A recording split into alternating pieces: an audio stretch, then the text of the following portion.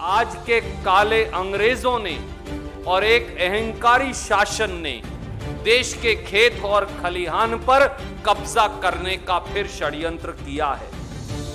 याद रहे, अंग्रेज भी देश कब्जाते हुए ये कह रहे थे कि हम तुमको मुगलों से मुक्ति दिलवा रहे हैं।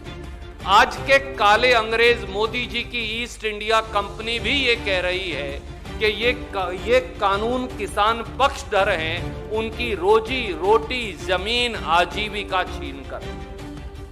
पूंजीपतियों को पूजने वाली इस पापी मोदी सरकार का पाप का घड़ा भर चुका है। पंडित जवाहरलाल नेहरू देश के संविधान का पहला संशोधन लेकर आए थे ताकि जमींदारी प्रथा हमेशा के लिए खत्म हो और किसान जमीन का मालिक बन जाए। आज के प्रधानमंत्री मोदी जी 3 काले कानून लेकर आए हैं ताकि किसान एक बार फिर से कुछ मुट्ठी भर पूंजीपतियों की जमींदारी प्रथा का गुलाम बन जाए। किसान को एमएसपी या न्यूनतम समर्थन मूल्य कैसे मिलेगा और कहां मिलेगा? क्या एफसीआई 15.5 करोड़ किसानों के खेत में जाकर एमएसपी देकर आएगी, जो 40,000 मंडियों में भी खरीद नहीं कर पाती?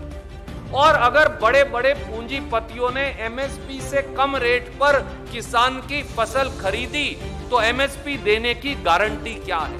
आज भी राजनाथ जी और मोदी जी ने जवाब नहीं दिया कि अगर एमएसपी देंगे तो कानून के अंदर एमएसपी देने की गारंटी के शब्द क्यों नहीं लिख देते?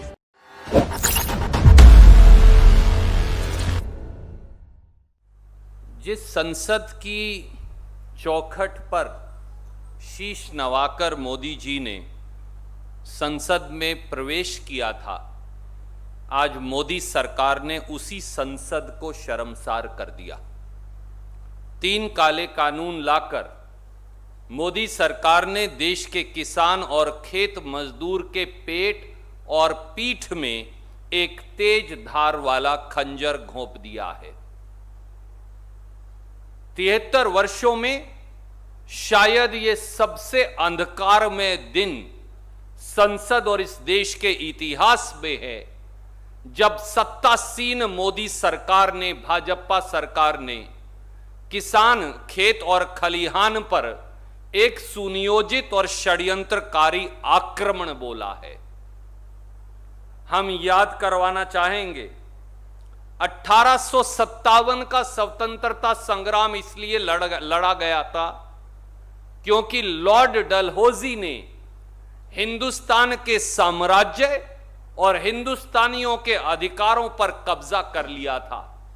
अब 2020 का स्वतंत्रता संग्राम इसलिए लड़ा जाएगा कि आज के काले अंग्रेजों ने और एक अहंकारी शासन ने देश के खेत और खलिहान पर कब्जा करने का फिर षड्यंत्र किया है।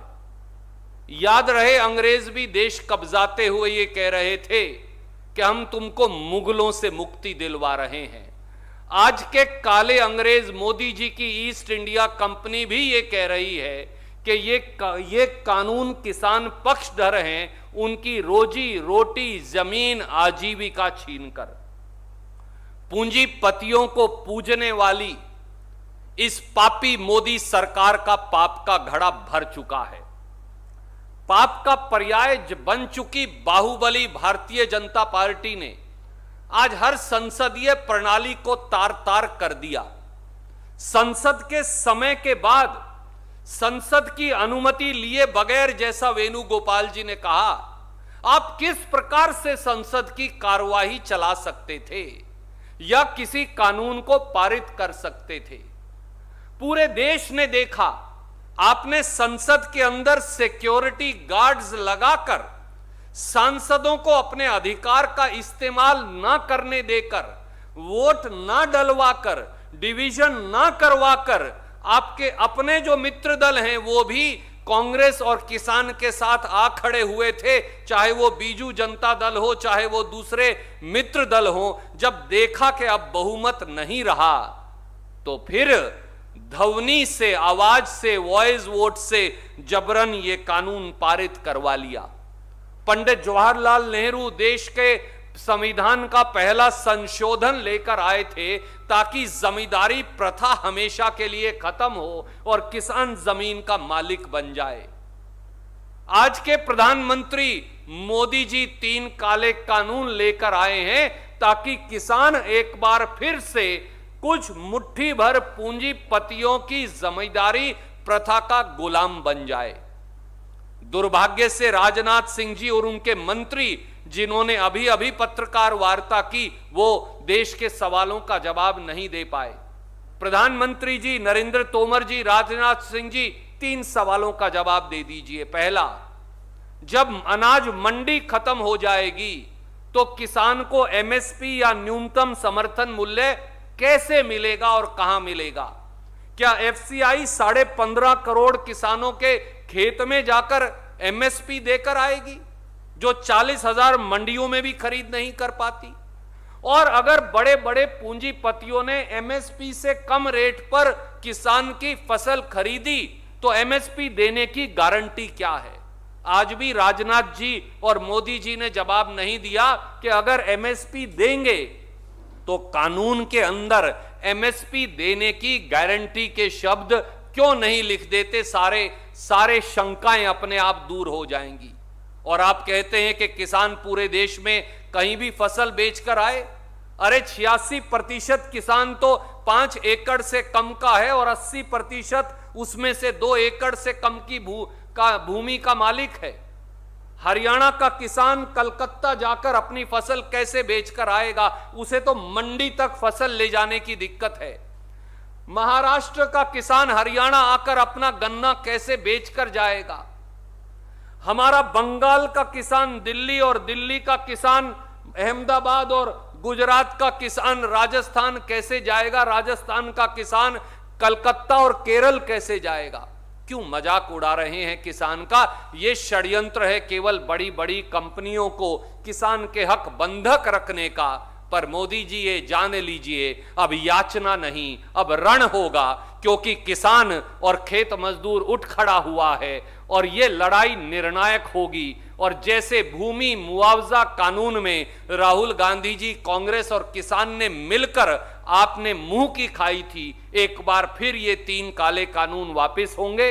अब पहले मैं प्रताप बाजवा जी से अनुरोध करूंगा कि वो जिन्होंने आज संसद में ये पैरवाई की अपनी बात कहेंगे। और जो विशेष बात आज मैंने as a leading speaker from the Congress मैंने बात उठाई, हमने तो सबसे पहले बात कही कि पहले तो तोमर साहब इस बात का आप जवाब दे दीजिए कि कोरोना के साथ 1 लाख लोग हर रोज बीमार हो रहे हैं। दूसरी तरफ चीन के साथ आपका eyeball to eyeball इस टाइम एक वॉर जैसी सिचुएशन बनी हुई है, जो डिफेंस मिनिस्टर ने खुद कहा कि किसी टाइम भी जंग शुरू हो सकती। तो हमने कहा 73 साल ये कानून नहीं आया, ये बता दीजिए जब पार्लियामेंट इन ऑपरेशन नहीं थी तो ये चोर दरवाजे से आपने ये जो ऑर्डिनेंसेस लेकर आए, जो आप बिल में तब्दील हो गए हैं, इसकी जरूरत इतनी जल्दी है थी क्या?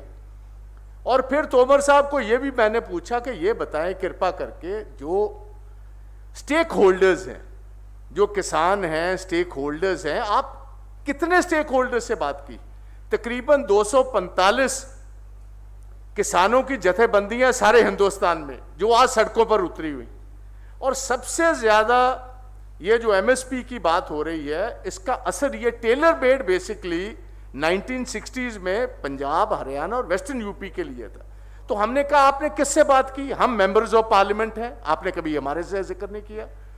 चीफ मिनिस्टर ने, पंजाब वाले ने बताया कि जब हमें बुलाया, पहली दफा तो बुलाया ही नहीं पंजाब को, सेकंड दफा जब बुलाया तो वह उस एजेंडे में यह बात ही कुछ नहीं थी।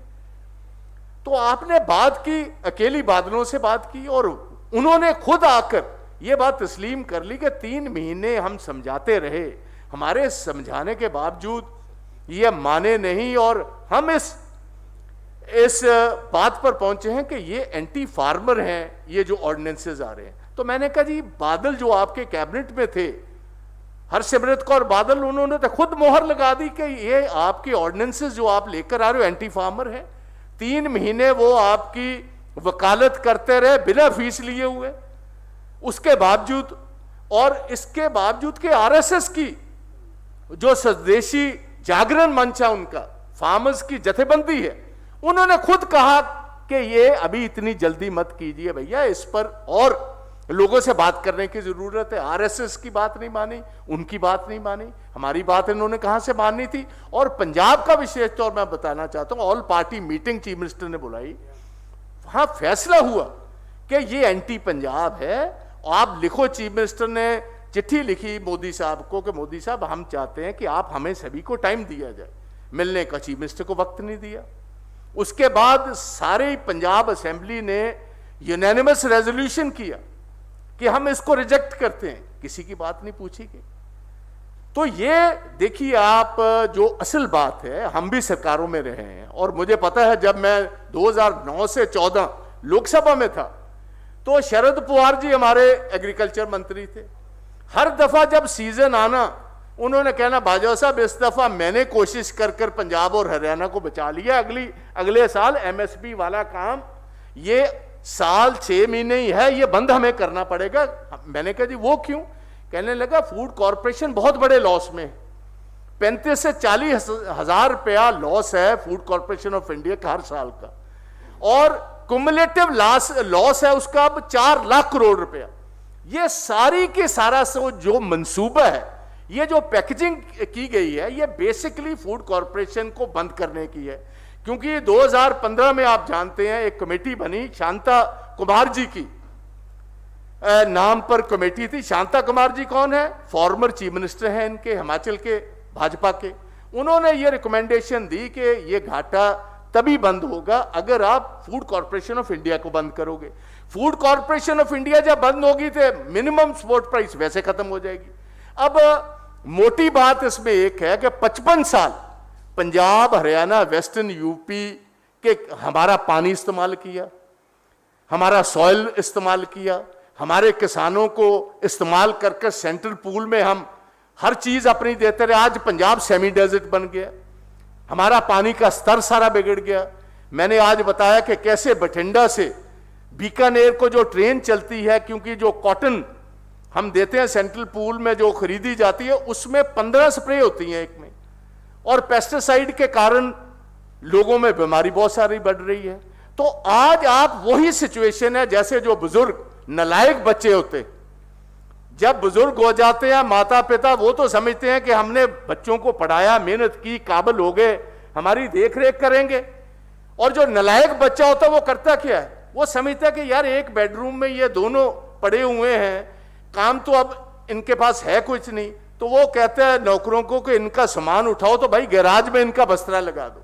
ये पंजाब, हरियाणा और वेस्टर्न यूपी के किसानों का अब ये बिस्तरा उठाकर गैराज में लगाना चाहते हैं।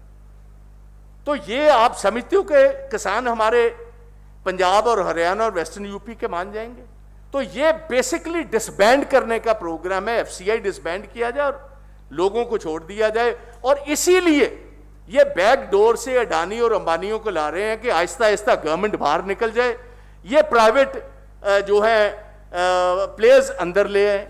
और ये सुखबीर सिंह बादल खुद ने ये बात कही कि जैसे जियो है, रिलायंस का टेलीफोन, वो जितनी देर कंपटीशन रहा बहुत सस्ते रहे, जिस दिन कंपटीशन खत्म कर लिया सारे टेलीफोनों के बिल 5 गुना बढ़ गए। तो यही इन्होंने करना है, यही खदशा है किसानों का। और इसीलिए किसान किसी पार्टी के कहने पर नहीं, उसके बिना बाहर निकले हैं। और हमें इस बात का यकीन है कि ये जितना मर्जी ड्रामा करते रहे, लोग समझ चुके हैं ये ईस्ट इंडिया कंपनी की शेप में आ रहे हैं। और पंजाब, हरियाणा, वेस्टर्न यूपी और बाकी हिंदुस्तान का किसान जितना है वो ये इनके ये षड्यंत्र को कामयाब नहीं होने देगा। तो मैं इतने कहना चाहता हूं।